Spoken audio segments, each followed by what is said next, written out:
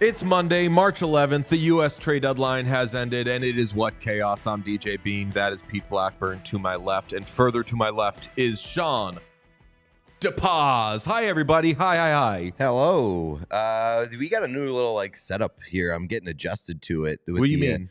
Sean's desk is turned because we made a mess during the 24-hour stream. We turned the studio into an absolute disaster, a clusterfuck, a real clusterfuck. But it was a good opportunity for us to kind of reassess the studio space. And now I'm getting a little adjusted. We got a clock that's off. We've got an additional TV. Sean's desk is fully pivoted. The cameras are a little bit differently placed. You're taller. Yeah. So everything's different. Yeah. We need to shout out our new subscribers and new listeners. Anybody who has joined the YouTube via the 24-hour stream. We'll talk about that. Possibly this entire episode, but we'll talk about it for a little bit. But anybody who is new, welcome. Thank you so much for joining. We ran some of the numbers on our live stream, which went gangbusters. It took me until, I would say, Sunday at 3 p.m. to no longer have a headache. It wasn't just the staying up for 50 hours straight. It was the looking at screens, I'm sure. That just had me all sorts of, pardon my French, all fucked up. It wasn't just the screens either. It was the lights being in your face directly for 24 hours. And I was talking to my best pal for literally 24 hours. I was saying to Sean after the stream was over, it was kind of crazy that there was not 1 minute of us feeling sick of each other. No tension. No tension whatsoever. Yeah, I think that we could tell when each of us was getting a little bit tired, and we would back off a little bit, maybe give some breathing room. But really, it was good vibes the entire time. We hit a delirium point for sure at 9 a.m. Of the actual deadline day. And then the fun really began there. I think the reason the vibes were so good is because there couldn't be any sort of planning or expectation of anything. There couldn't be any checking of how any of us does anything. We just all had to cook at all times. And I had so much fun. The bop it, the accuracy shooting, as you said, knowing when okay, I'm probably going to sit back for 40 minutes here. But generally, it was all a lot of fun. And there were always people watching, which was crazy. We never didn't have, even at 4 a.m, we never had no one there. At all times, there were a lot of people populating the chat, being super hilarious. We did the bit with sleepy hockey names, which was the funniest 2 hours of my life. Dog hockey names was very funny. I forgot to add Matt Barkowski. I just constantly been thinking of sleepy hockey names and dog hockey names. Yeah. And I saw some friends after. I went and did TV like a crazy person. And my friend and producer, Rob Snyder, was just rattling off A+ sleepy hockey names. We had so much fun. And as we said throughout, a lot of it was us and the hockey stuff, sure. It was mostly that the people in the chat and the viewers made it a crazy ass party that couldn't stop if we wanted it to. Chat said, I don't remember DJ insulting Pete very much at all. Yeah. The vibes were so high. Confetti cannon into the crotch. That did happen. Mm-hmm. We had confetti cannons. The first one misfired. I aimed it the wrong way, went straight into my dick. Mm-hmm. We fought through it. Confetti cannon was a nice touch. Painting went off the chain. Loved the painting idea. The painting did end up winning out for anybody who didn't tune into the stream. Money talks. We had a big paint versus pastels debate. and there was an auction to get to the winner there, and painting did win. The end results for the paintings right behind us, pretty incredible. Great work from all three of us. I was expecting somebody, most likely you, to put together a fucking atrocious painting and have it be awful. All of us held our own in the painting department. I've had some requests for like off-stream paintings, for like just kind of requests, and I think we could do it. Sean, I think, fucking crushed the Tomas Hertl. Yeah, the jersey. I honestly on Tomas Hertl. I'm really proud of the logo. Like if you squint your eyes and look at it from a distance, it looks pretty spot on. Yeah, looks pretty perfect. So painting was great. One thing that came up like in the moment, kind of naturally. Well, I guess two things. Bop of the hour. We hit Bop It at the top of every hour. We held a cumulative scoreboard. Sean is a Bop It master, phenom, Bop It savant, a Bop It savant. Pretty incredible. Another thing that came up was the insider audit board that we decided to do on the morning of Friday, in which everyone was sleeping, in which we tracked the performances of all the insiders and kind of had a vibes board. That led to the doghouse being there, and the doghouse was mainly populated by our friend Jonny Lazarus, at least half, and Kevin Weeks. And John Buccigross threw a fit. We have a lot of announcements that we're going to make on this episode. We have a big show announcement coming later on, but I think that we can announce safely John Buccigross, after the tantrum that he threw in the wee hours of Friday, will never be on this podcast. I don't want to say that. Over my dead body. I would allow him to come on the podcast to answer for his whininess. He was people in the chat, not people in the chat were calling him John Buccigross. They were saying he was being very whiny, not nice. It's just the one thing that you can't do is you can't respond to a tweet from a 24-hour stream and brag about being up since 3:50 a.m. Cool, brother. We've been up for like 18 have been up hours since 3:50 a.m. plus a bajillion hours. He had a bad attitude. He had a very confusing attitude. He had a bad attitude. He had a very confusing Not attitude. the kind of attitude. He was also gatekeeping being a fun personality. Yeah, that's which, true. You're not going to win that war against these boys. That's true. I'm sorry. Grab asses for everyone. I like John Buccigross. He didn't have the best showing. He had a bad day. He had a bad day. So he was in the doghouse all day. He was in the doghouse. We printed an extra small picture of him, and he was we should have been. We should have put him. We should have put him on top of the doghouse and made him Woodstock. Wouldn't that be Snoopy? Does Snoopy go on top of the doghouse? Snoopy's always sleeping on top of the Snoopy doghouse. does sleep on top. Then where does Woodstock go? Like on top of Snoopy, I think. Yeah. Pretty sure he hangs out on top of Snoopy's head or something like that. Woodstock is the top. That's true, yeah. So if Johnny is the dog on top of the doghouse, Buccigross is Woodstock on top of Johnny. Yeah, and I think that the most interesting insider development was Jonny Lazarus. He said he sent an insider-esque tweet, phrased it like an insider. So he said, "Okay, you want to roll with the big dogs? You can be a dog in the doghouse." We started him off in the doghouse, had him jump on the podcast. He was inundated with tweets of bark, bark, bark. What are you saying? We don't speak dog. Somebody said, get ready to learn Barkanese, buddy. I think multiple people did. You taped him up. You put him in the doghouse. There's going to be a development there, but it seems that Jonny Lazarus is at least trying to get into the insider game. And that's interesting to us because I think that we did a very good job of monitoring who did the best. There's Pete. I tweeted at the time, that's the most I've ever seen somebody caught red-handed doing something. If he were to say, how did I get in the doghouse? You shot of him being smile on your face, putting him in the doghouse. It was crazy. And then a bunch of people just responding, who let the dogs out? You could see them all there. You're half in the doghouse, Laz. He was confused as to what was going on, but he was trying to be an insider, so we made him an insider. We'll check in on all that later, though. There was actually a lot of action at the deadline. Some expected, some not expected. We'll run through what went down. the Golden Knights got everybody. They got Mantha, Hannafin, and then Tomas Hertl in an absolute shocker. They're currently second. Their second wild card in the West would face the Canucks if the playoffs started today. The Sharks, essentially, in doing all this, did the Seth Jones trade we were kicking around. We could talk about that in a second. More or less, yeah. And then Jake Guentzel, Evgeny Kuznetsov to the Hurricanes, Tyler Toffoli to the Jets, Anthony Duclair to the Lightning.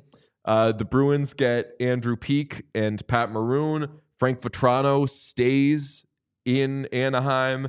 And Kyle Oposo goes to the Panthers after they had added Vladimir Tarasenko. So a lot of tidy work, some sloppy work, but overall a very busy deadline. How do you reset the NHL after this deadline? I mean, Vegas now becomes way more dangerous and way more sexy, I suppose, heading down the stretch. I really do think the Hertl trade, I think you got to start with and maybe end with the Hertl trade when you're talking about like the absolute stunners of the deadline. To that point, like they already got Hannafin, they already got Mantha. We were already talking about the Vegas Golden Knights being like, they can't keep getting away with this. Then they pull off the Tomas Hertl trade, which it really might be one of the most lopsided trades that I've ever seen. I disagree on it being a lopsided trade because I think there's risk involved in this. Hertl's numbers haven't been great. At the time, my only reaction to it on the stream was like, the Sharks must think this guy is going to age like already 50-year-old milk. Like they think this guy has to be close to done, that they're paying something like $1.3 million for the next however many years. 6 years. Just to get rid of the guy. And in 4 or 5 years, you're going to be really annoyed that you're still paying that much. Hopefully the cap will have gone up, that it won't be too prohibitive. But as they're building this next era of their team, right now they have the second to worst record in the NHL. They probably should be getting a top 3 pick. Maybe they get Macklin Celebrini.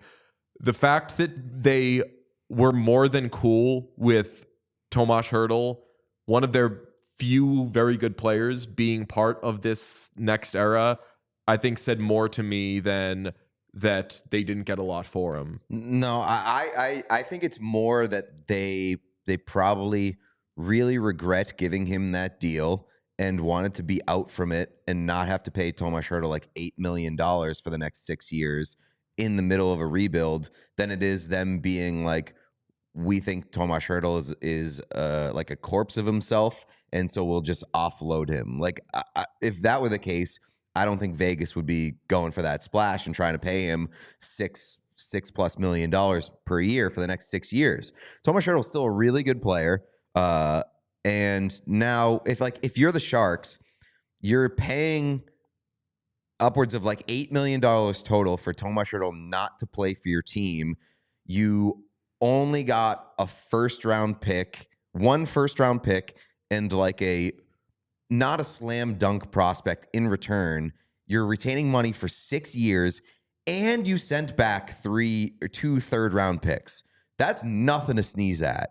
Like, that is a crazy deal to me. Again, I think that their move is they dumped Tomas Hertl. More so, like, the first round pick, and a first round pick is a nice asset. Obviously, not a ton of them were traded at the deadline, but like, this by and large was just the Sharks getting away from Tomas Hertl more than it was like trying to maximize the asset. Because if it was trying to maximize the asset, I think they would have let him come back, let him have some improved play. I mean, but like if you're the Sharks and you get Macklin Celebrini, if you win the Macklin Celebrini sweepstakes, you're gonna want to pair pretty good players with Macklin Celebrini. Tomas Hertl could have been one of those guys. Like you could, if they win the Celebrini sweepstakes and they're in a similar position to say like the Blackhawks right now, the Blackhawks are probably looking at like, hey, where can we pick up good players and kind of expedite this rebuilding process now that we have a generational piece in the building. And I'm not saying that Macklin Celebrini is guaranteed to be a generational piece, but he's going to be an absolute pillar if he ends up on that team. Like, they're going to want to get guys like Tomas Hertl. Yeah, but I think and not to build out the Sharks' future lineup, but like if you get Macklin Celebrini, then your top 2 centers are Logan Couture, if healthy, and Which, if I was capital going to I, trade one of capital those F. guys to get rid of his money, it would be Couture, not Hertl. Right. But those are your top 2 centers, and then from there you go and try to figure out the rest. You got Will Smith coming. But again, I read this more as, and we'd kicked around this idea of, and every time we said it, we were like, it's not going to happen, but like, does this sort of thing make sense? Which was the possibility of teams calling the Blackhawks and saying, hey, eat $1.5 million of Seth Jones's contract. We'll take the rest of it, and we'll give you a little something. We won't give you anything great, but we'll give you something, and then we'll take Seth Jones, so you don't have to spend this huge sum of money on a player as you're trying to go through a rebuild. Every time we said it wouldn't happen, but we kicked around how it made sense for certain teams, Carolina, et cetera, et cetera. The fact that a deal like this, which has never happened, ended up happening, stuns me. And I would not have guessed that Hertl would have been that player. Another thing that was thrown around in that vein is the whole Linus Ullmark thing. Mm-hmm. And there's been... there's like this unspoken thing. It's been reported that he nixed the trade using his no trade clause. We don't know if that's the Bruins coming to him saying, here's a trade, him saying no, or if a team wanted him, but they were on his 16-team list. All we know is he's come out and said, like, this was where I wanted to be. So you could add that up. The team rumored and reported was the Kings, and I can't think of what the Kings were giving the Bruins for Linus Ullmark.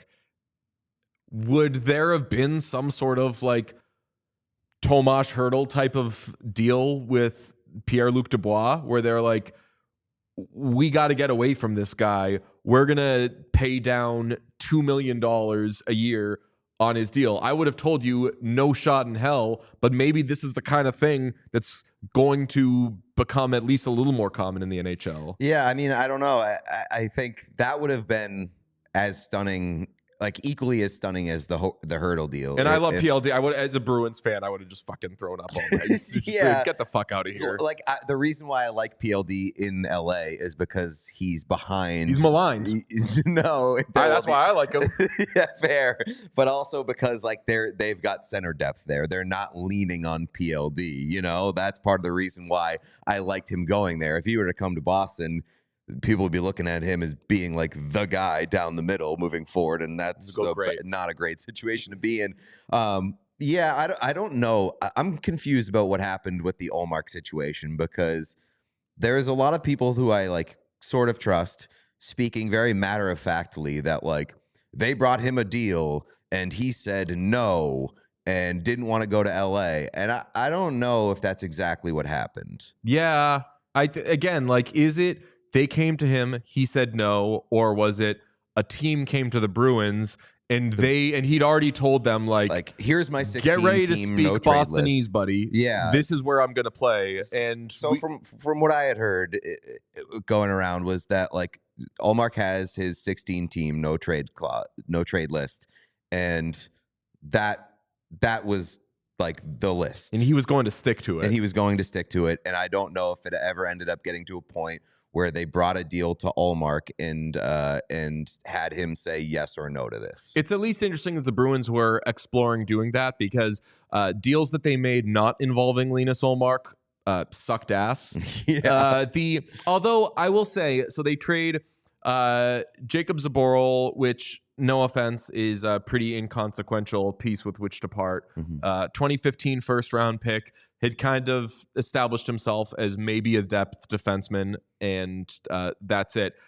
And I want to say, was it a 2026 third round pick they sent to Columbus for Andrew Peeke, who's in the first year of a 3-year contract with a $2.75 million cap hit.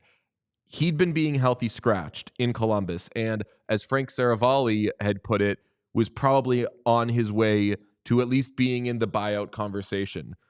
The Bruins actually gave up something for it. They didn't just take him as a dump from Columbus, and where I want to at least give the Bruins the benefit of the doubt, or at least try to get inside their heads, is when we discussed which type of players the Bruins might pursue, my guess was they would try to find a Pavel Zacha type, which is that these are going to be your words, not mine. Like the change of scenery type, you know? Yeah, if I had my SpongeBob rainbow, that would be a change of scenery. You always see those deals. It was so perfect, and I forget who you said it about, but it applies perfectly here, where maybe they see him as a guy, and because he's tall, I know they see him as this of like, we wanted him his draft year.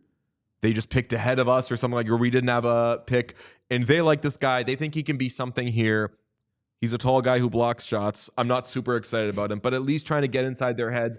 I bet they think he's a lot better than what he's been in the NHL. Yeah, and so I was very critical of the Bruins deadline. Not in that I don't think Pat Maroon can bring anything. He's coming off surgery. I'm very skeptical. I'm skeptical to begin with where Pat Maroon is as a player at this point in his career and how much he can help. I know that he has playoff pedigree. I know that he's pretty well liked in a lot of the rooms that he's played in. And it's a low cost of acquisition. So if you want to go out and make that move, by all means. The Andrew Peeke deal, I was a little bit critical of just because of the cost of acquisition. And it's not to say that Andrew Peeke can't be a fine player and can't be serviceable, especially if Derek Forbort can't play. Like, he's essentially a Derek Forbort substitution here. And that's totally fine. You can use those players down the stretch. It was the cost of acquisition. They paid extra to take Andrew Peeke and a bad contract off the Columbus Blue Jackets' hands. Like the Zaboral, whatever. If you want to trade Zaboral for Peeke, that's a totally fair deal in my book.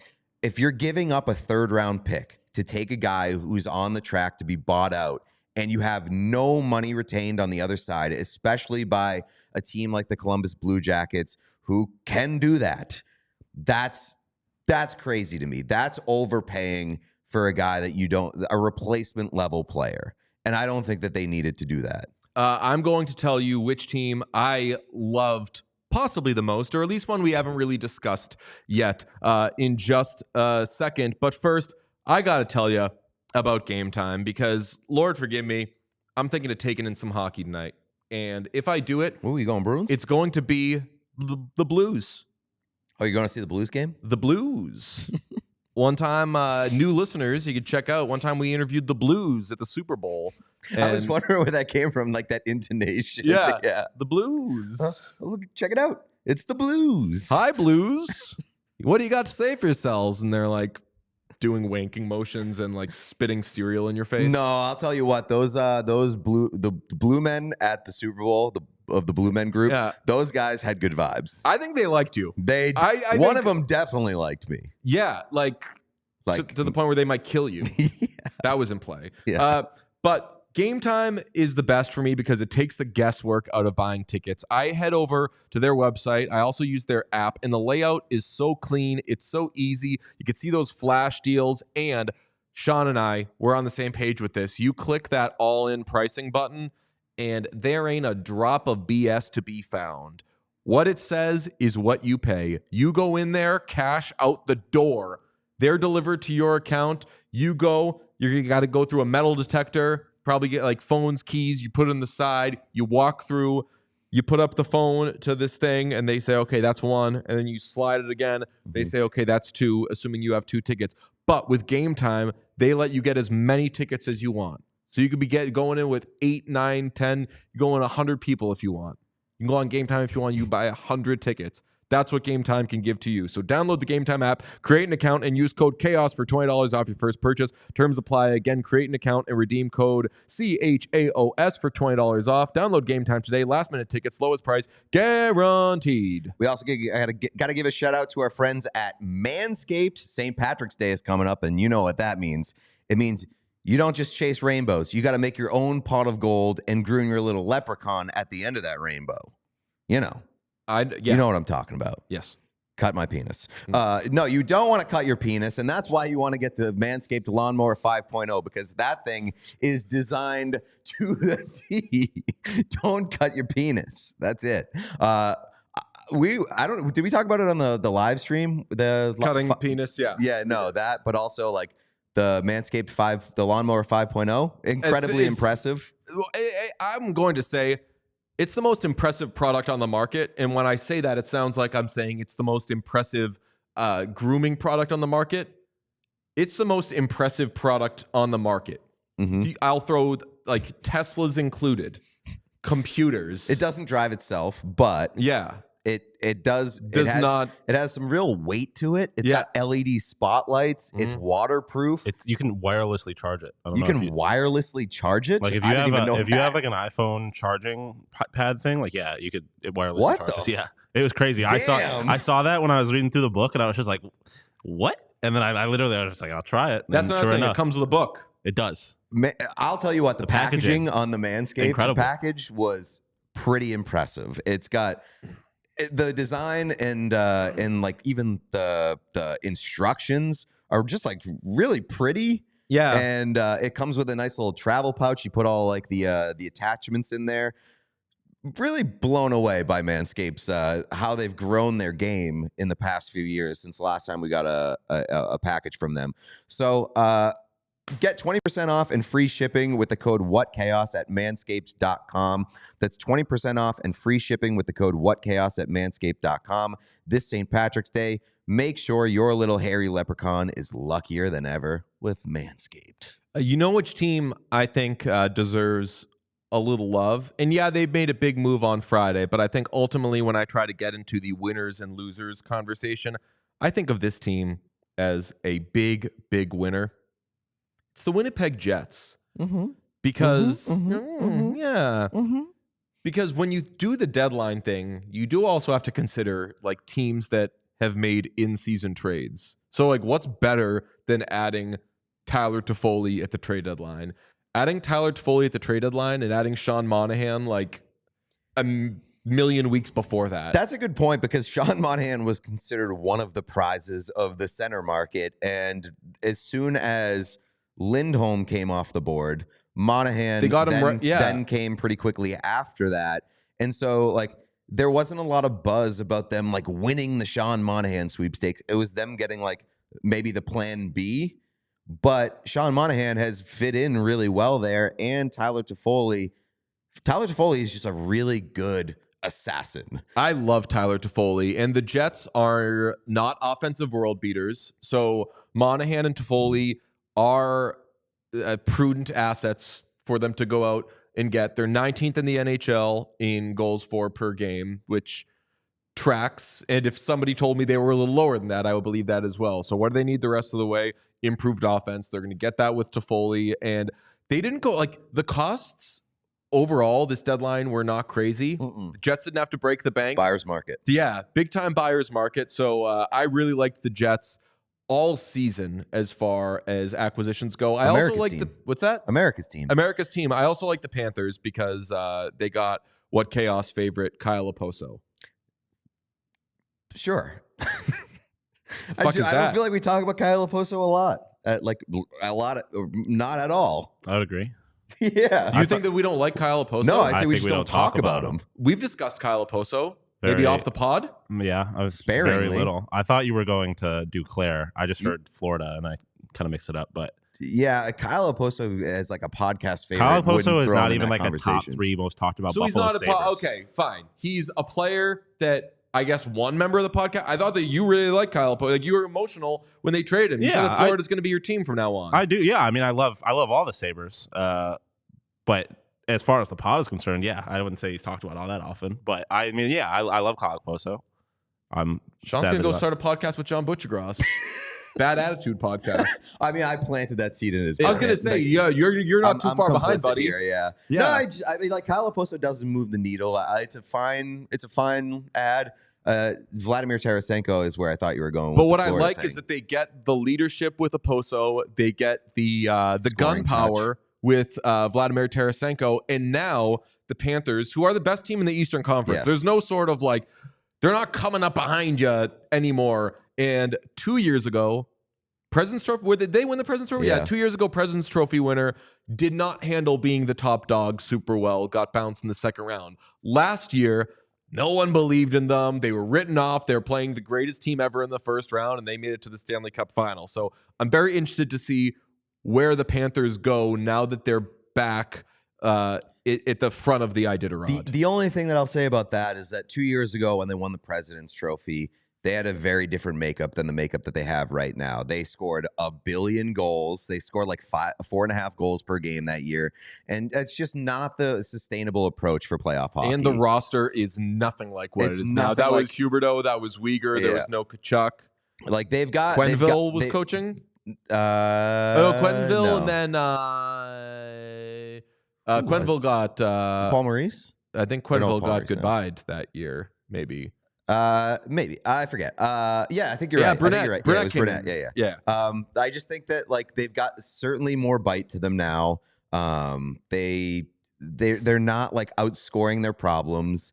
They're being driven by their top players who are having incredible years, specifically Barkov and Reinhart. Like that's a really good team. I like what the Panthers have done. I like what they have done.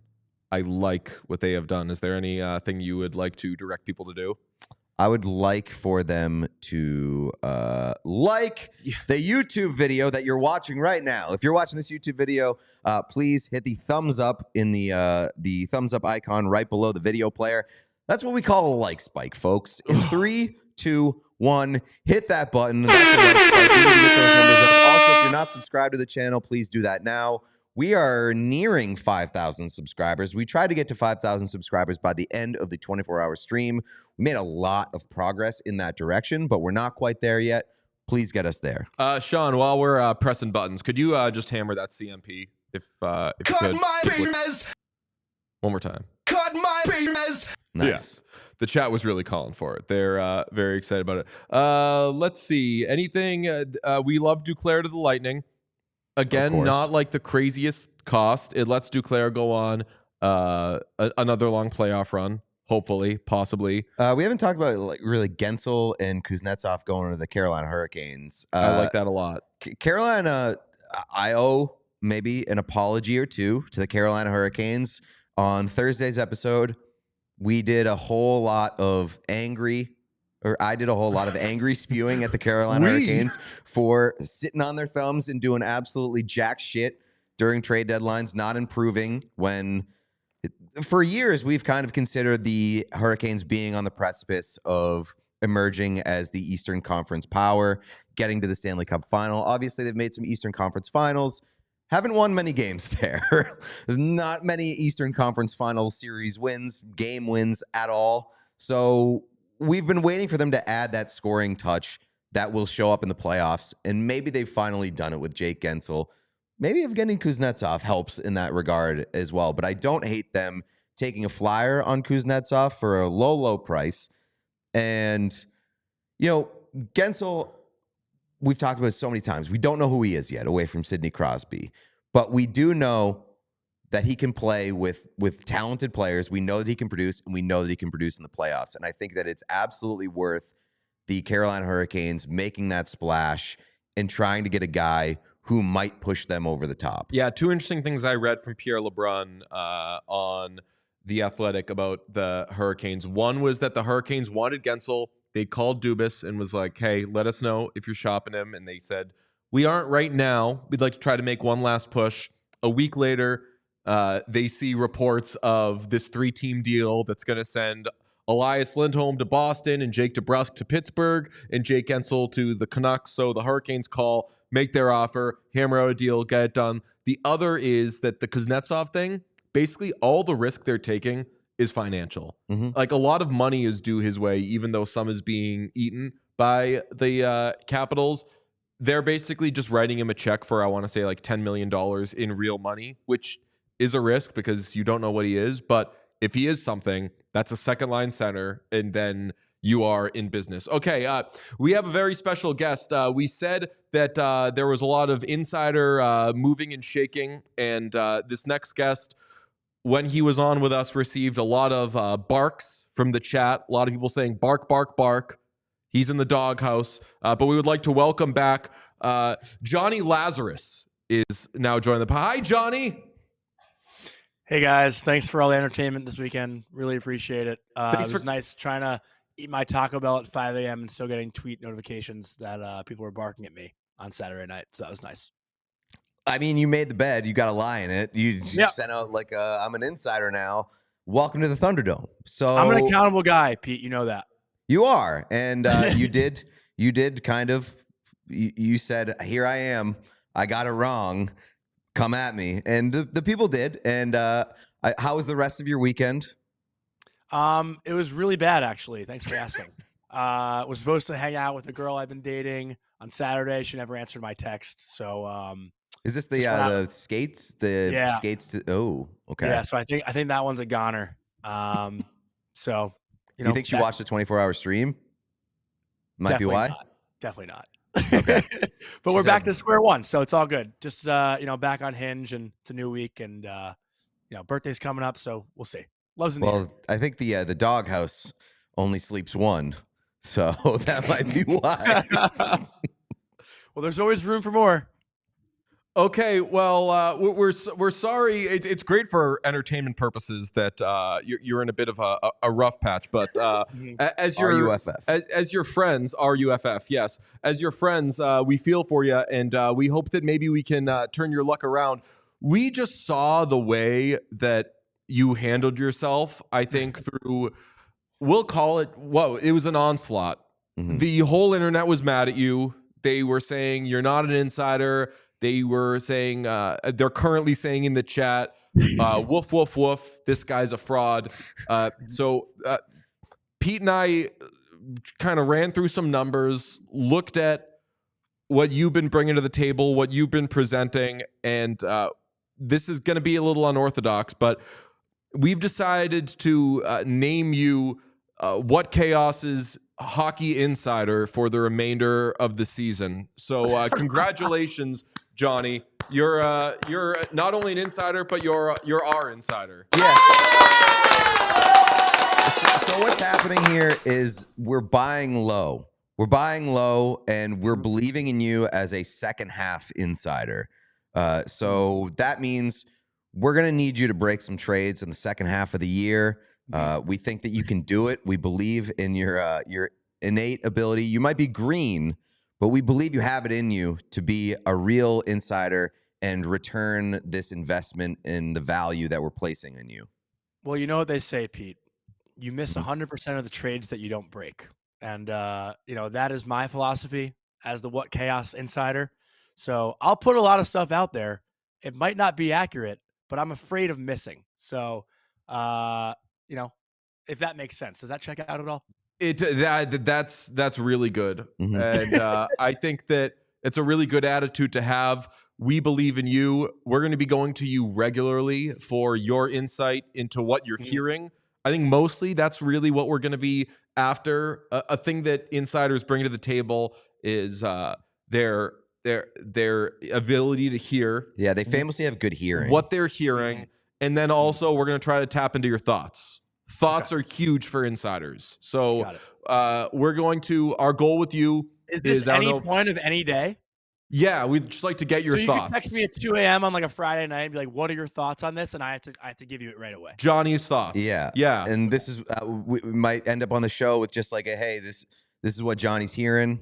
And we're going to constantly, monitor your performance as an insider. We'll track some of your thoughts, some of your hearing, maybe do some hearing checks every once in a while, and see how you're developing in your game as an insider. You're missing one key aspect too. So also, by the way, DJ, I got to say, I love your getup today. Big fan. Thank you. Thank you, brother. I don't know if you've been told that on the show yet today. There's also the signs pointing toward. That's kind of what I put out there. So I want to clarify. I didn't say I was hearing anything. I said signs are pointing toward Max Pacioretty or Riley Smith. So it sounds like your signs are pointing backwards and you're living in the past a little bit. And those are the kinds of things that let's be frank, can get you in the doghouse. And we're going to be fair. If you end up in the doghouse, we don't have the strings to pull to get you out of the doghouse. So sometimes maybe through questionable reporting, or maybe hearing the wrong things, or us not liking what you're hearing, you could end up in the doghouse, and we're going to be straight up and we're going to be fair with you. But I think the belief we're placing in you is, as Pete said, are we buying low? Sure. but we see potential there, and we hope that you can hear things. Maybe we'll get you to a doctor, even do a physical, test your hearing, see where it is. Vision maybe as well, but Pete famously doesn't have great eyesight. It doesn't usually matter because we don't watch the games. We eye test doesn't matter as much. For an insider, though, I think foresight is important. You have to have foresight. So see where eyes it's going. do matter. You do have to see where it's going. So I don't know if the What Chaos listeners even know this, and this could be considered a weird brag of some sorts. But if you look up my elite prospects page, my sophomore year, basically spent the entire year in the doghouse. So this isn't unfamiliar territory for me, just so you know. Oh, okay. All right. Well, guys, for anybody who doesn't know, Johnny played college hockey, or as some people in the doghouse might say, college hockey. College hockey. He played some college hockey at UMass, which the University of Massachusetts as well. That way. Which is not a great sign that you were out dicking around playing with your friends when you could have been honing your reporting skills, but better late than never. Not a lot of foresight to see where your career was going, as DJ's alluding to. I was hearing that I was scratched for a majority of the games prior to the lineup coming out, so that is somewhat of insider information. That's true. That's insider trading. So you have a pipeline. So you have a pipeline to a lot of like management, coaching. You know what they're thinking. I like it. Okay, well, Johnny, we've got a lot of hope for you for the rest of the year. We're going to check in with you. We're going to maybe do like, there's 32 thoughts, but maybe you do like 132 thoughts, something like that, and just like really hammer out as many thoughts as you possibly can. And that's how people know that you mean business and that you're connected. Yeah, I think what I'm hoping for from you is like after the weekends, we'll do a Monday morning check-in with our insider, and you can just send along your thoughts. Put any number on them. So this is a segment. This is a weekly thing now. It's up to you. We're signing you to a contract. We're hoping that you fulfill the obligations that are outlined in the contract to really kind of reward us for buying low. But you don't have to show up. I mean, you certainly didn't on deadline day. If we're gonna do this, I need like some sort of like dog mask or something to wear when I'm on here. I mean, we could get you a collar. Language wise, I get a leash or a collar. and language wise, chaos collar around my neck. I mean, the goal is for you to not be in the doghouse. That's pretty good. You're in there now, but we want to set you free. But if you set me free, then am I not on the show anymore? How does that work? No, like it is not required for you to be in the doghouse for you to be on the show. And a rising tide, I mean, if you can find your way out of the doghouse, which, I mean, look at the chat right now, that's not their bet. That's not what they're thinking is going to happen. But if you can get out of the doghouse, that helps us all. That helps your career, and that helps us because we have shown that we've got a good eye when it comes to insiders. And then people are going to say, if they're looking for an insider, they want to know. It's like the New Orleans Saints with wide receivers. Like, give like us whoever they like. We're the insider pipeline. Right. Like, we're a launching pad. You could end up at, like, I don't want to see ESPN because they had multiple people in the doghouse over the weekend, but one of the other respectable places. I got to say. Should I live tweet right now? I'm hearing per me that I am now the insider for What Chaos. That's a good idea because somebody in the chat did write, the fact that Johnny didn't report on his signing is a major red flag. You know what? Great minds think alike because I was thinking the same thing. There you go, buddy. All right. Well, Jonny Lazarus, we're thrilled to have you as our hockey insider. It builds out the family. It legitimizes us, and hopefully we don't regret this. But hopefully this can be a very big thing for you, and you take this job seriously. I am 110% committed. You guys can always rely on me. They call me what is Scotty Lavin? Scotty 24/7 Lavin in Entourage. If you guys are fans, and that's what you can consider me. But I have one note. Okay. If I'm gonna take this seriously, you guys have to spell my name right because there's no H in my name. So fix that on the graphic. JONN. JONN. We're gonna have to get that fixed on the graphic. We're gonna work on that. We're more concerned with trades being broken than spelling tests right now. But we will put some respect on your name, Jonny Lazarus. Thank you very much. Thank you, DJ. Thank you, Pete. Have All a right, great day. talk soon, friends. Everybody. All right. So he started off his insider reporting career with Entourage quotes. Not. No, so I'm gonna say just like don't not what you have other people would do. You have Entourage experience. I have Entourage experience for sure. I'm not quoting Hertl all the time. I know he wasn't quoting Hertl, but I'm just saying like that's why I like this move for us. Mm-hmm. We're not. We have a lot of insider friends. Elliot's not coming on and talking about Elliot Gold. famously tweeted today, this is his working vacation week. He's not doing any podcasts. I think Elliot might be in the doghouse, the post-deadline doghouse. He's taking a vacation the week after the trade deadline. You know who's not doing that? What Chaos's official insider, Jonny Lazarus. And we're not telling the chat or the listeners what to do, but I'll just say, let Jonny win you over.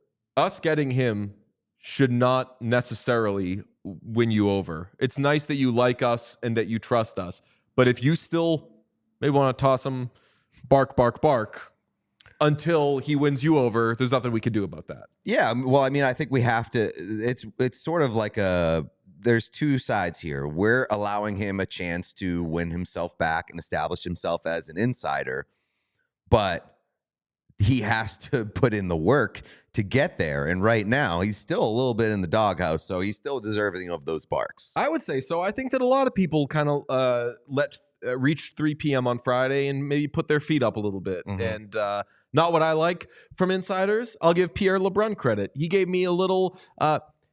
here's how some of these things went down. Here's what the teams were thinking. In a lot of the cases, the teams were thinking, I'd sure like to go out and get a player. So maybe not some huge surprises there, but I at least like that Pierre was putting in the legwork where a lot of people, I think, were putting in the feet work. Mm-hmm. Yeah, that's true. Chat's saying that we're throwing Jonny a bone, which is a good way of putting it. Yeah. I do. I really like the post-deadline, here's how this deal came about. Yeah. Or like, here's how this deal fell apart. That kind of stuff is the work of, that might be what separates like the great insiders from the elite insiders. I don't mean this as a pun, but it is dogged work to find out about a trade. A lot of times you race to get the details and that's it. But some people, Pierre LeBrun on The Athletic, you know what he's going to do? Something that we were doing over the weekend, which is he'll paint you a picture. That's true. Set the scene. Set the scene. That's true. Did they talk on the phone? Did they text? Fax, maybe? We had a fax machine going during our trade. Fun trade fact, deadline. I was looking at his Elite Prospects page. He played for a team in the North American Hockey League in Wichita Falls, Texas, which was the exact town in Texas that I was born in. Whoa. Really? Yeah.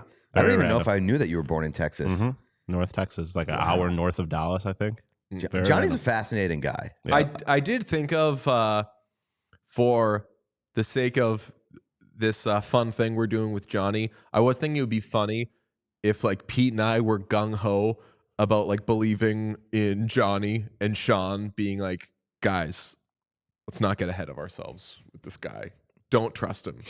He was wrong about the signs pointing to Riley Smith and Max Pacioretty. Neither of them were traded. I don't trust this guy. And then like every time we have him on, just like cut over to Sean and he's like, I don't see it, man. I don't get it. Sean just like sneakily hating Johnny. Just Johnny being doesn't like I'm like, I've warned them about this guy. No, Johnny just won my respect by coming on here and immediately telling us about his relationship.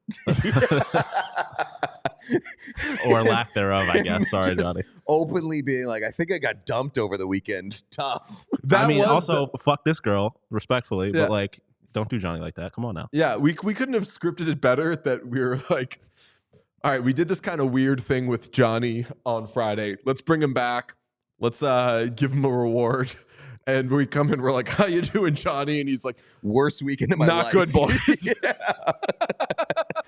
Amazing. It's been all downhill. He started out by saying that like he's awoken in the night by our listeners harassing him on Twitter. Yeah, just to recap last weekend, he was in the doghouse could not sleep because you wouldn't stop barking at him, got dumped, and then woke up and just was suddenly an insider for this podcast. If I was going steady with a girl and then she just not just dumped me but ghosted me, as he made it sound, and then I had randos on Twitter just tweeting barking at me, like that would be it. That would be the phone is going in the water or something. I just got to disconnect from society. Tough scenes for Johnny, for sure. Yeah. Don't. I'm not going to tell people how to live their lives. If you can avoid it, ghosting isn't the nicest thing in the world. So I would say, I don't know though. Is that like, what do we know? Like, what is that the norm now? Is that like more common than not that people ghost? I hope not.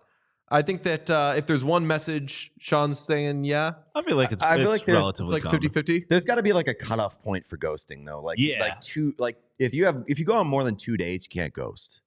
I think you can take your foot off the gas, but you shouldn't ghost. Slow quit. Yeah. What is it called? Quiet quitting. You don't silent quit. Quiet quit. And if you take your foot off the gas and somebody asks you about it, saying, "Hey, you taking your foot off the gas?" Then that's an easy. Then it's nice of you to say they've opened the door for you. Taking my foot off the gas a little bit. Mm-hmm. That makes sense. And you smash that talk later button. 2 things that I want to talk about before we get out of here. A couple developments with coaches over the weekend. Let's do it. Yes. John Tortorella over the weekend. He got ejected within 10 minutes of a game. Mm-hmm. The Flyers and Lightning. Flyers getting their absolute asses kicked. And 10 minutes into the game, he gets ejected. He gets thrown out of the game, refuses to leave the bench. Went Jordan Belfort on their asses. Said, I'm not fucking leaving. Refuses to leave the game, and then finally does after putting up quite a fight. Not only does he get fined $50,000, he gets suspended 2 games, and I love all of this. Yeah, and a $50,000 suspension or fine that the CEO of the Flyers said he would pay. I did want to bring up that point too, because the Flyers, I love what the Flyers are doing this season. I love that the Flyers are leaning into like, fuck everybody else, unified Flyers against front. The world. Yes, unified front. Yes. F you. Exactly. Flyers against the world. If you're not with us, you're against us. They're realizing, I think, most people don't really care about them and aren't with them. So they're making them interesting. I'm starting to care about them. The Flyers are operating like a family, like an organized crime family even. They're saying, it doesn't matter who gets in trouble. We got you. Mm-hmm. We'll post bail. We'll cover you. You're part of the family. They're borderline picking fights just to establish that they're in a fight. Yes. And I love that. Because for the Flyers are like establishing a culture in Philly. Culture rankings, not necessarily meaning who's got the best culture, but like how potent is their culture. Yeah. Flyers have to be number 1 right now. Flyers have a very potent culture. Like Canadians, I would say, have a culture, but it's like not cool. Yeah, it's a little stuffy culture. In there. It's just like a stuffy culture, but they've got a lot of it. So they've got like high culture. I would say not particularly amazing or interesting culture. Not endearing. Yes. The Flyers is pretty endearing right now. Yes. They are a tight-knit group.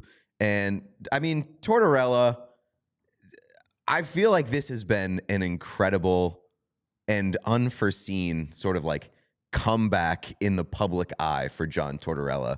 Yeah. John Tortorella might be more likable now than he's been in quite some time. And I don't know if it's because, like, there's a general sense of the NHL needs guys like John Tortorella, or if it's just been like Torts has been misunderstood for quite some time, where like, yes, he's a tough, hard ass to play against. Yes, he can be a curmudgeon. Yes, he can be a bit of an asshole sometimes, but like at the end of the day, he's extremely entertaining. He's a good coach, and his players really like playing for him. And he does establish a culture within the organizations that he's employed by. I think the only place where he's misunderstood is that some watch him and assume he's a bad guy. And I think that it has been established very strongly and very universally that he is a good guy.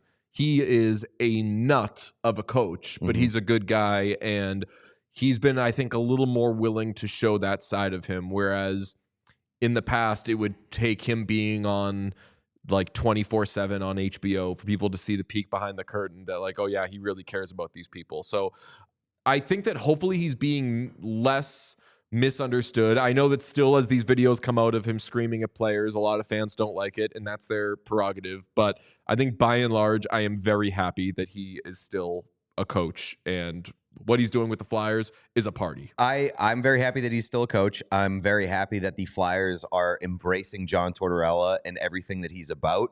And I think it's good for the Flyers. It's good for their culture. One of my favorite points of that whole moment was the 2004 Tampa Bay Lightning team was in the building for that game because they were honoring them, and that team was famously coached by John Tortorella. A lot of guys that know him very well. They cut away to in the booth up in the suites, watching on TV and just dying laughing, watching Torts up to his old tricks. Oh yeah, and that was, I mean, people won't remember this. Torts is an old guy now. He's still hot, but he's like kind of old. When Torts was like young and had that like dark hair, the old bad boy, and right, but he was still like a real spitfire. Yeah, it's a great way. He was just like, you might as well have had a leather jacket up there. He absolutely rocked. Also, in coaching news, John Hines giving the NHL a real fun fact, because the Wild were in overtime against the Predators yesterday, and with about 90 seconds to go, the Wild pull their goalie, and within the next, I would say 15 seconds, score to win the game. And what a lot of people didn't know, because in Pete, we discussed this on text, nobody knows this until they freaking know it, which is that if you allow an empty net goal in overtime, you don't get a point. So the Wild risked getting 0 points to try to get 2 points. They entered yesterday 9 points, I want to say 8 points out of the playoffs, and just freaking went for it, and it paid off. Ballsy move, extremely ballsy move. I'd love to see more of it. Yeah, it's one of those things where I'd for sure heard it at some point over the past several years, and like I knew that the rule existed, but I don't know if I would have been able to tell you that in the moment during the overtime. You probably knew there was a reason why it doesn't happen more. Exactly. And, you know, I did know, like, we're not forced to remember that because nobody ever pulls the goalie in overtime. And I saw Merles from Spit and Chicklets, that universe. He watches a lot of European hockey, and he's been mentioning that, like, some teams in Europe are getting into the habit of doing that, and now it's finally made its way over here. And I'm wondering if it starts to happen a little bit more, especially down the stretch when teams are desperate for points and they really do need 2 points rather than just the one loser point. I'll be curious to see if it happens more. I hope that it does, because I think that ramps up the stakes in 3-on-3 overtime a bit more, and it's just something to like really, really keep an eye on. So I think the only reason I knew that rule was because down the stretch, one season, I was watching an overtime game, and one of the teams was like kind of far out of the playoffs, and I probably like tweeted, why don't they just pull their goalie? And somebody was like, because you can't. You lose the 2 points. If you're at this point of the season and you're 8 points out of a playoff spot, I like taking the risk. I would say it's a more fun version of pulling the goalie with like 6 minutes left, Patrick Waugh style. Yeah, I like it. I agree. Hope that desperate teams, and there are going to be a lot of desperate teams this time of year, end up doing it. It wasn't just the fans that didn't know either, because Matt Boldy, who scored that goal in overtime, said after the game, he was like, I had no idea that rule existed, so good thing we scored.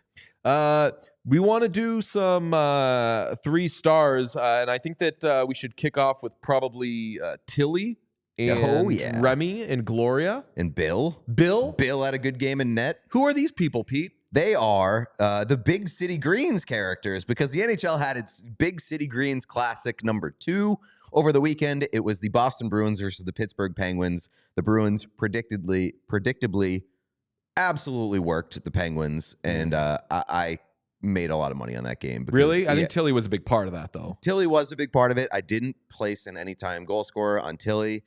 Would have been a big money return. Cash windfall. That's right. Big City Greens was a smashing success, if you ask me, over the weekend. If you don't know what it is, it's essentially the NHL's counterpart to like what you saw with the Nickelodeon game in the NFL several times, where it's like the animated version of a game. It's like an alt cast where they have animated characters, and it's for kids, but I'll tell you what, I enjoyed it as an adult. I think it's a hashtag kids hockey is for everyone. Yeah. It was amazing. In the second period, you texted me and you were like, you're watching this feed, right? Mm-hmm. Absolutely not. I'm a man. I'm an adult. No, I do not I'm watch. a grown man. No, I do not watch Wizards of Waverly Place. I'm an adult. Exclamation point, exclamation point, exclamation point. And you're like, you know what? Like, the game's out of hand. Just toss this on. Great call. It was very, first of all, Kevin Weeks, who kind of redeemed himself after being in the doghouse for being out to lunch. Out to lunch. During a lot of people in the chat accused Kevin Weeks of being out to lunch. He was very good on this Big City Greens call, as was Drew Carter, who is the play-by-play voice of the Boston Celtics, was stunned to hear his voice, see his animated self there. Arda Ocal was there as well. It was a great time. I learned about all these fun new characters. They replaced certain players on the ice with these Big City Green characters.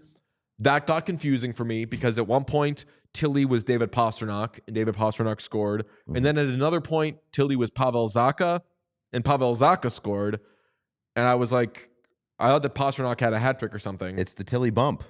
Basically, you become Tilly, you score. Yeah, pretty much. And I got to shout out, we don't have a picture of it, I don't think, but at the Bruins-Oilers game on Tuesday, Sean asked, or just observed, the Bruins should be doing more stuff with actual bears. Yes. They should be capitalizing on Sean. Like, give your bears are cool as shit. Yeah. And I feel like there's a lot of bear adjacent teams in pro sports, and you don't ever actually see them use like real, and I'm talking like semi-pro where someone's fighting a bear, but I'm just like, like the animations that they have during stoppage and stuff, there's like bears fighting each other on the Jumbotron. I think it's cool as shit. The Bruins have it in like their intro video. They have like the bear roar quite a bit. But they could utilize it a bit. But I feel like they utilize it way more than like other bear teams do. Yeah, bear representation was there in the Big City Greens Classic because they had a fan section that was all bears. And they were going nuts. And best fan section in hockey, I think. Do you know, did you see what happened when teams went on the power play? I was going to mention that as well. When teams went on the power play during the Big City Greens Classic, the power play units transformed into the actual animals that are represented by their team. So the Bruins became bears and the Penguins became penguins. And it was fucking electric. Which I know that some Penguins can be feisty, but I was going to say that's a big brutal advantage matchup for one over the other. I would much rather just be a human. Humans would fuck up Penguins. I mean, if there were 5 Penguins playing against 5 Bears, there would quickly be 5 Bears. Although I will say it depends, because if it's a polar bear, yeah. If it's like a regular bear, a lot of bears are docile. They might not know how to move on the ice. Like the Penguins are going to have the maneuverability. They're going to be able to get away. They're not going to cause any damage. No. But they're not going to get eaten. I think we might be in for like a 0-0 game. All right, fair enough. It was great to watch, though. They did a skills competition at one point where Tilly raced Remy, and Tilly was very slow. Tilly also, and you don't have to be good at everything. Tilly, horrible interview. Like good player. Would not make my captain. Listen, you could say the same thing about Connor Bedard right now. Not the best interview. Not the best interview. Connor Bedard, do you see? He keeps punching stuff. He did it again. He keeps punching stuff on the bench. He does not go to the bench and break his stick. He goes to the bench and punches. And we've just got love having our guy be a little psycho. Mm-hmm. You are actually going to hurt yourself. Also, shout out Shane Pinto. Tried to break his stick on the bench over the weekend. Didn't work, and he fell down. A regular Phoebe Bridgers. Tough scene. Regular Phoebe Bridgers tried to break the guitar. Didn't happen, and then people wrote think pieces about it. That's the most embarrassing thing that's ever happened to Shane Pinto. For sure. Yeah. Tilly raced Remy, and Tilly was going very slow. Remy put jetpacks on his skates, but did not test them out before. You can guess what happened.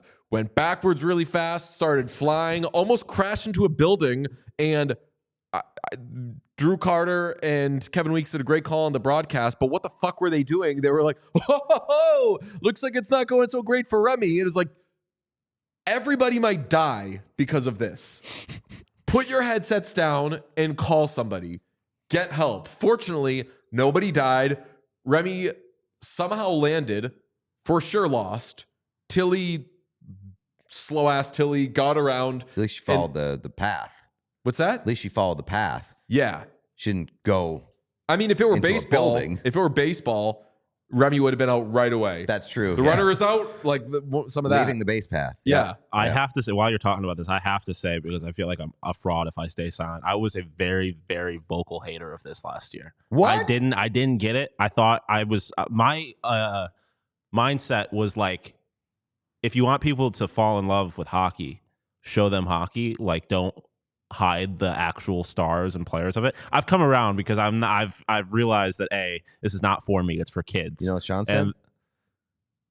Who's asking for this? Yeah, look, that basically was my who is asking for this? Because kids aren't gonna I would much rather just watch whatever's on Disney Channel than watch fake hockey. I thought this was hockey. But I've come around to it. I get it. I understand it now. That it's called Big City Greens, and they want to have bears on the ice instead of people. What is going on? I used to like men watching play hockey. Not anymore. Not anymore. No. But yeah, I didn't get it at first, and I was very vocal, so I feel like I had to say that out loud, so I wasn't just sitting here quiet like a fraud. I mean, I do respect your. No, I mean, you were doing that your during accountability. Lazarus. I have come around. You were doing that during Lazarus. You're just like steaming in silence. I do respect the accountability of addressing your previous stance and being a grown man and showing some growth. Mm-hmm. Big City Greens was tremendous. A big fan of it. Also, like from a technical standpoint, really well done. Yeah, way better than trying to watch the football game. I heard that was a train wreck. As cool as the Toy Story game was for the NFL and some of the things that they've tried, didn't work from a real technical standpoint. Was tough to watch. This one was way smoother. Looked great. Just really well presented. Kind of my other thing is I had never heard of Big City Greens and have not heard of Big City Greens in the time between these two things. I've never heard of them. And that was my other thing, being like, who the fuck is watching this because it's Big City Greens? Like I've never, and I'm a grown ass man. I don't watch kids cartoons unless we're talking SpongeBob. I throw that on occasionally, I guess. This is how you grow the game. But yeah, I understand it. Just you're growing the game and you're growing the show. Yeah, I guess so. I do wonder if it's done more for the game or for the show. It's just it's a shell company. Big City Greens doesn't exist. Not a real show. It doesesn't exist outside of the NHL. That was just made up a cartoon head. show. If so they were didn't have to buy the rights to use them. If they had made up a cartoon specifically for the purpose of this, and I just didn't know, I just thought that'd be incredible. Oh my god, that'd be incredible. I would buy Big City Greens merch if we found out that it wasn't a real show. And that would be the best. Would be hilarious. Another star for the weekend has to be Seth Jones. Oh wait, there's a Big City Green star that you hadn't mentioned. Who's this? Oh, Gary Bettman. Oh my god! Shout out Gary Bettman entering the Big City Greens universe. Looking great, King. He looks just like him. This looks like a kind of like a different animation style of a Rick and Morty thing, though. It does look Rick and Morty inspired for sure. Seth Jones, 4 assists versus the Coyotes, has 6 points, 2 goals, and 4 assists in his last 3 games. And I suppose also 2 multi-point games in his last 3 games because those 2 goals came in a 2-goal game. Don't let Seth Jones get hot. He's an offensive dynamo right now. Well, you know what? I think we can take credit for some of this is that we drummed up the Seth Jones trade talk. We put him on the block. Maybe it was a tough week or so for him battling those trade rumors. And once the trade deadline passes and he gets that sort of stress off of his shoulders, he's freed up a little bit. It's a big relief. So I think we can maybe take credit for ruining Seth Jones's life for a week and then freeing him up post deadline. We are not acknowledging the fact that 2 of those 3 games were against the Arizona Coyotes, right? We're just we don't know. We're not numbers guys. The quality of opponent does not matter when you're talking about the Chicago Blackhawks and Seth Jones because they haven't been able to do it against anybody. Yeah, I guess that's fair. Yeah. Although right now I would say the Arizona Coyotes are worse than I would rather be the Blackhawks. Also on the topic of maligned, potentially overpaid defensemen that I mercilessly defend or relentlessly defend, Darnell Nurse had 2 goals yesterday. Ooh. Yeah, so don't let Against Darnell the Nurse Pittsburgh get hot. Penguins. I think let's look at the Pittsburgh Penguins in their last 3 games.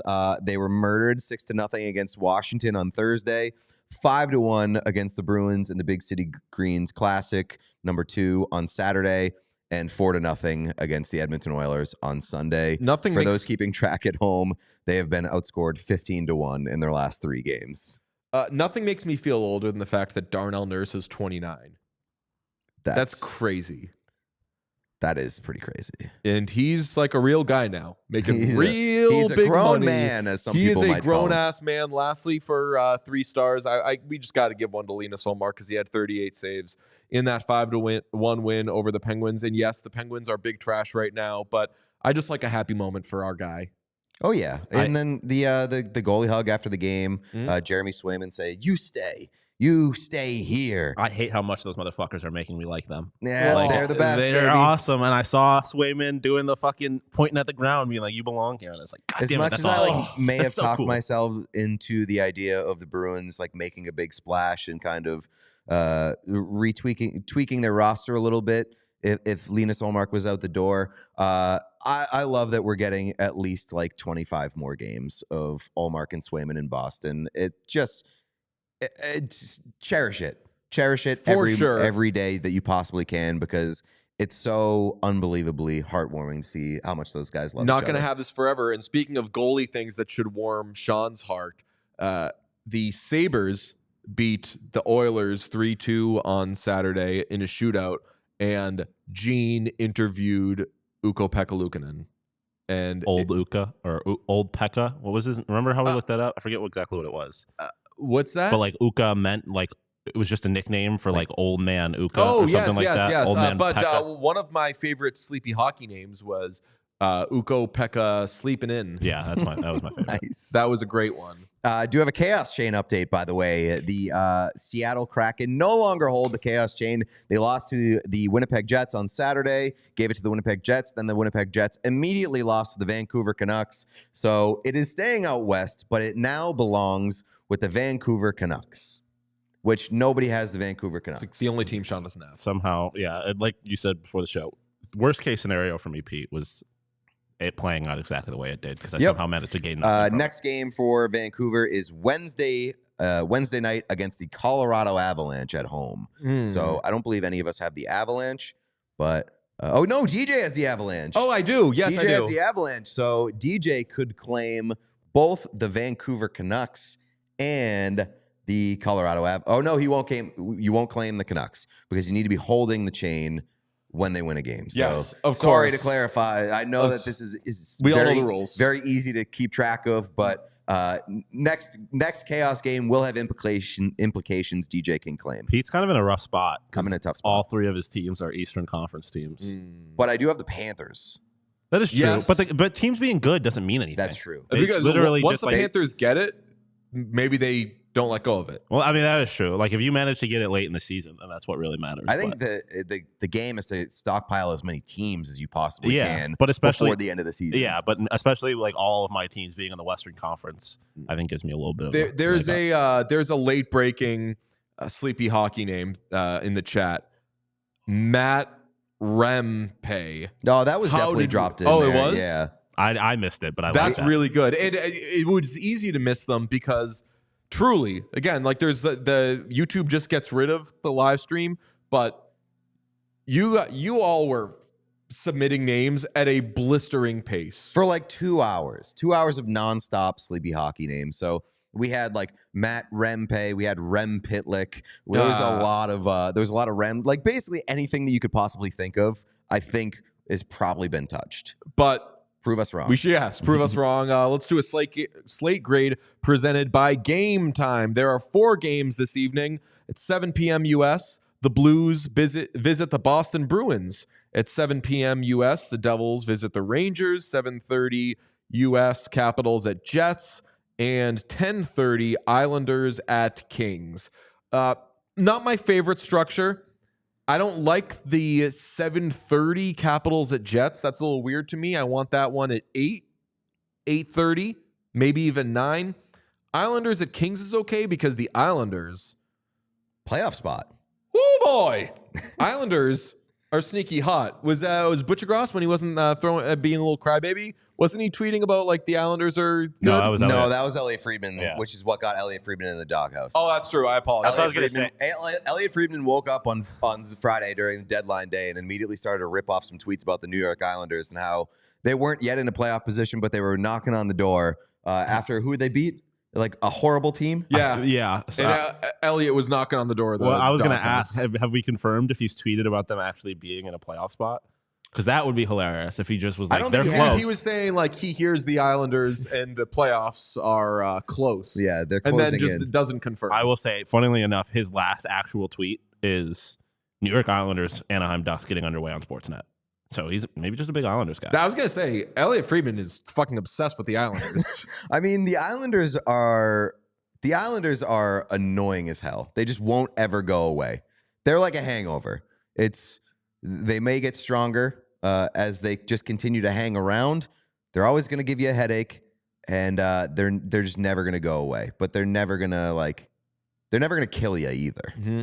The Devils have officially kind of thrown in the towel on their season, which we expected. Although they did do a little addressing of the goaltending position, we just move some chairs around. Yeah, exactly. They played with their food. We respectfully and truly respectfully disagreed a little bit on how much we cared about the Jake Allen thing, but Devils at Rangers is not exciting to me for the purposes of they've kind of thrown in the towel. Sure, but there's always going to be some juice there, right? Yeah. Like the Devils are always that Tri-City. They're all going to hate. Always going to hate playing each other. So like, I'll keep an eye on that game. Absolutely, definitely more interested in that game than like Capitals Jets. I think.